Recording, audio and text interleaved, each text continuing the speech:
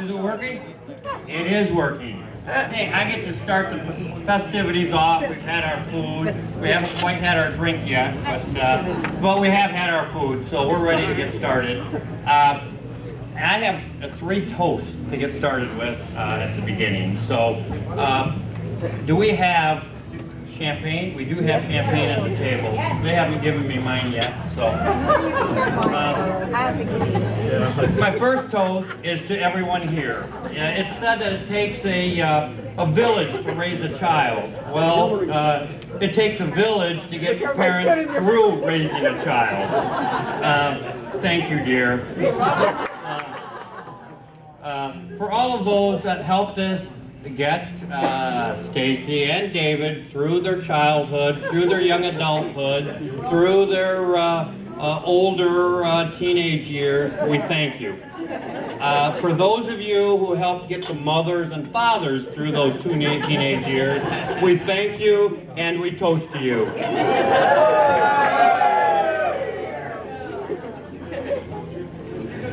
You younger kids, just wait.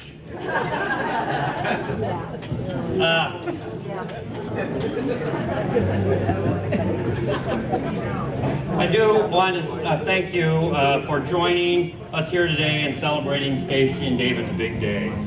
Thank you again for helping raise them.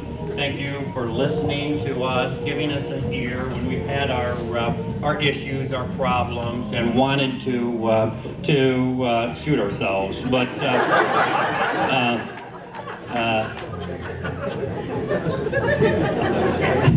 I get to stand up here and toast everyone, and it's very nice. But I feel kind of like I should not be doing it because I just stand up here. The mothers here are the ones that are the emotional support for those kids. They listen to them, they do everything. I would like to acknowledge Kathy, Jill, my mother who's here today, and every mother that's in the audience today. I toast you and salute you.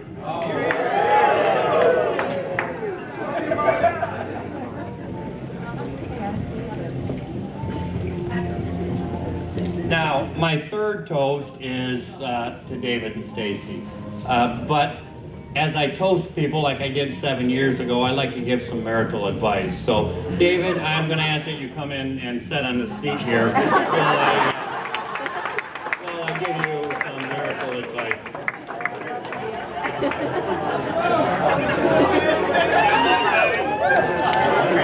He's very quiet and reserved, and we're going to have to loosen him up a little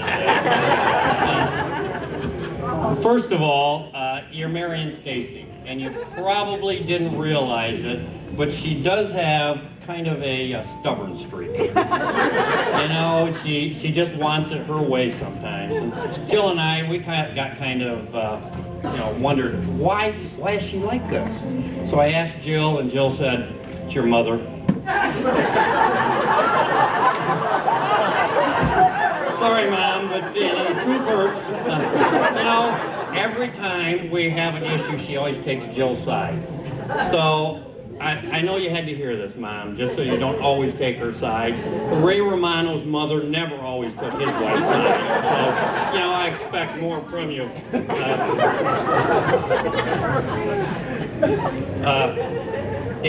David, my first advice to you is take maybe out of your vocabulary. Don't ever use it, because starting with Jill's mother, and Jill, and now Stacy, maybe always means yes. They'll come to you and they'll say, I need a new couch. It's not right, it's worn. And you say, well, maybe we do. It's probably already ordered. You can use it. Or, that floor is pretty bad, and I think we need a new hardwood floor. And you'll say, well, maybe we do. Well, it's already ordered. Knowing that, you're going to say, well, I'll do it myself, or I'll help. Now, I've been there, and the woman thinking 2 things. The woman's thinking, oh, crap, it's going to be done wrong. And then the next thing she's thinking is, darn, it's going to take 6 to 9 months to even get that job done. that's the way women think. We think we're saving money. So, you know, that's kind of the way it works. So I'm giving you a little heads up. Now, I want to give you a little bit of a warning. It's not right now, but 10 years from now, Stacy's going to come to you and say, David, I think birth control is now your responsibility. It happens. It happens to the best of us. And I can tell you what they're really thinking. They're thinking is that you ever want to have sex again, you're going to get fixed. That's their thought process as you're going through it. So when you hear that, you're going to have to tread very carefully. If you say maybe, that appointment's made, you're under a surgeon's knife, and you're speaking 3 octaves higher. So when that happens, say, I have to call my father-in-law. I could get you at least 3 months. Perhaps 6 if we play it right. Again, maybe should never be part of your vocabulary. Now, in my 38 years of marriage, I found compromise is the best way to keep your marriage together. As an example, I'll come home and I'll be tired, and Jill will want to go out, and we'll compromise and go out. Or I'll come home and I want to go out, and she'll have a rough day, and so we'll compromise and stay home. So compromise, remember that, is the art of a good marriage. I also have to warn you that Stacy comes from a long line of women with bad eyes. Whenever you say something to them, they kind of roll in their head and they get a smirk on their face.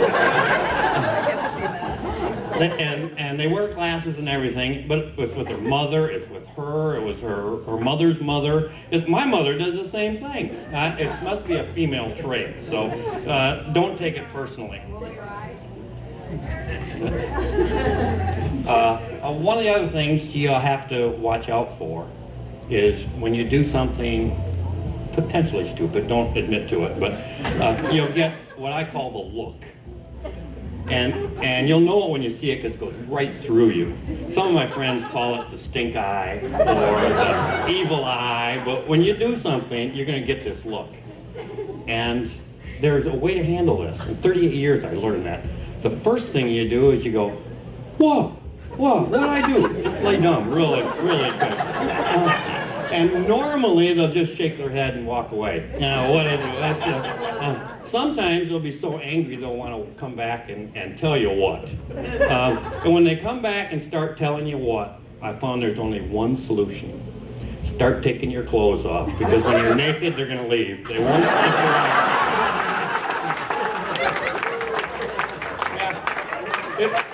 It works, I tell you, I've been there. Oh, a darn. You haven't been writing this down, have you? There, you got a pen. That's, write this stuff down, because you're going to need to know it.